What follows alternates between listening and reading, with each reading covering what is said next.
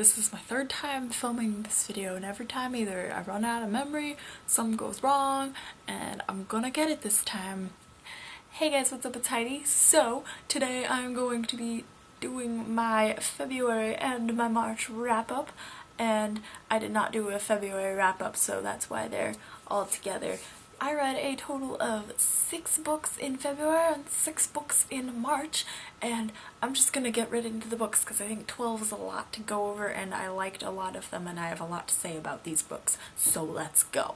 I'm not gonna quite do these in chronological order because 3 of the books I read for school and the rest of them I read for fun, so I'm gonna do the 3 books I did for school first, and we'll get into the rest of the books. First book I read for school was The Left Hand of Darkness by Ursula K. Le Guin, and this was an interesting book. It's about this planet called Winter, and the humans are trying to get the people that live there to join their space alliance there, and this one human that goes down there as an ambassador basically, and all of the people that live on this planet are genderless, and only once during like the cycle that they have do they have a gender, and it could be one or the other. So this book was really interesting. It was kind of a thought experiment-y book, less than a plot driven book, but it was still really interesting. I would give it 3.5 out of 5 stars. I don't know what I gave it on Goodreads, but it's somewhere in there. It was pretty interesting, but at the same time the first half was kind of boring, but if you really enjoyed world building, this might be a little more interesting to you. I know it's on the NPR's top 100 fantasy and sci-fi books,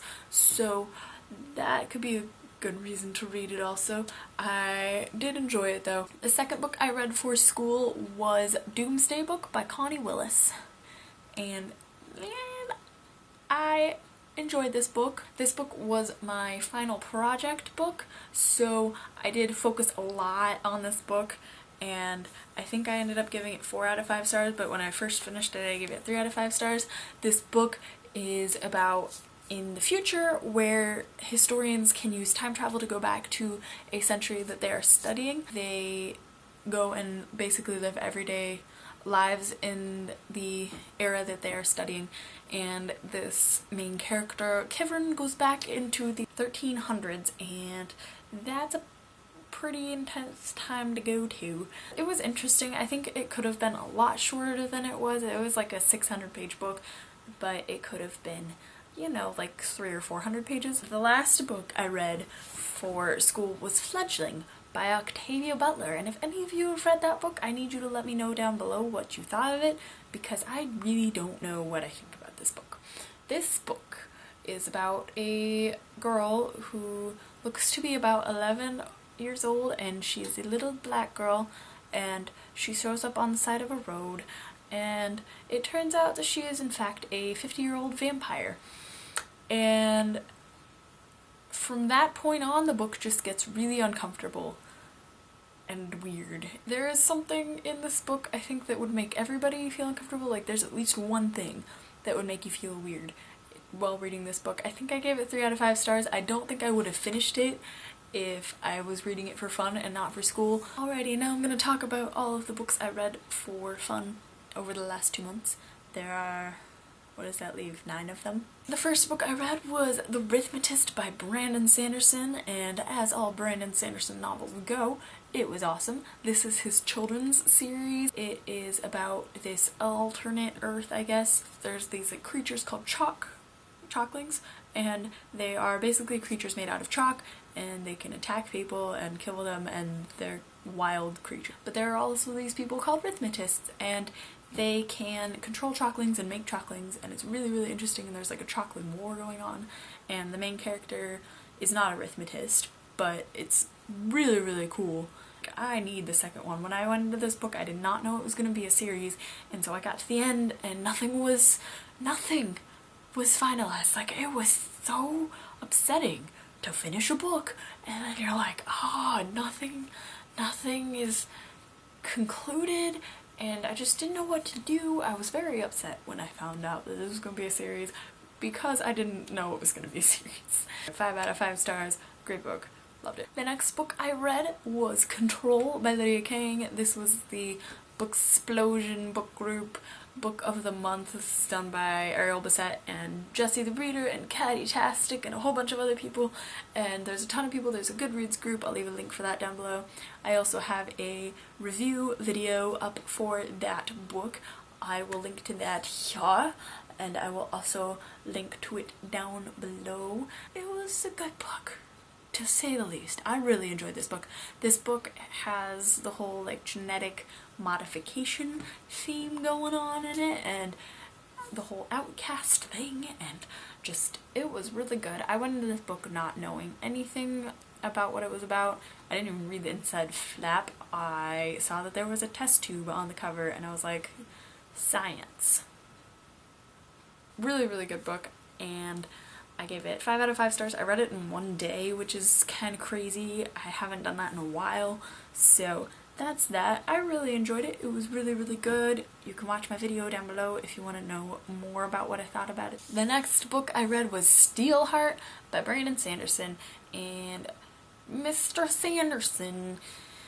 I read this book very quickly because Brandon Sanderson came to do a signing at my local bookstore, and it was very, very awesome, and I really, really enjoyed that. He's a very interesting person. Like, he's a great speaker. I think he's also a professor, so he has the speaking skill ability and the answering questions thing down really well. If you go and ask any questions, he will answer them thoroughly. Like, if you're waiting in line, you gotta go meet him, he will answer your question. He's not gonna like hurry you up so that other people can see him. He's really a sweet dude.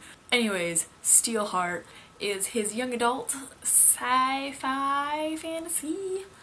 I'm not really sure where that would go, but it's his young adult series, and it is a near future world where people have been given these superpowers, and instead of becoming superheroes, they become these things called epics, which are basically villains. They're all villains. Anybody with a superpower becomes a villain, and it's about that world and living that, and it follows this young boy who is like totally obsessed with them, and it's really, really interesting, and I freaking loved it. And the second one comes out next year, I think. It's called Fireflight,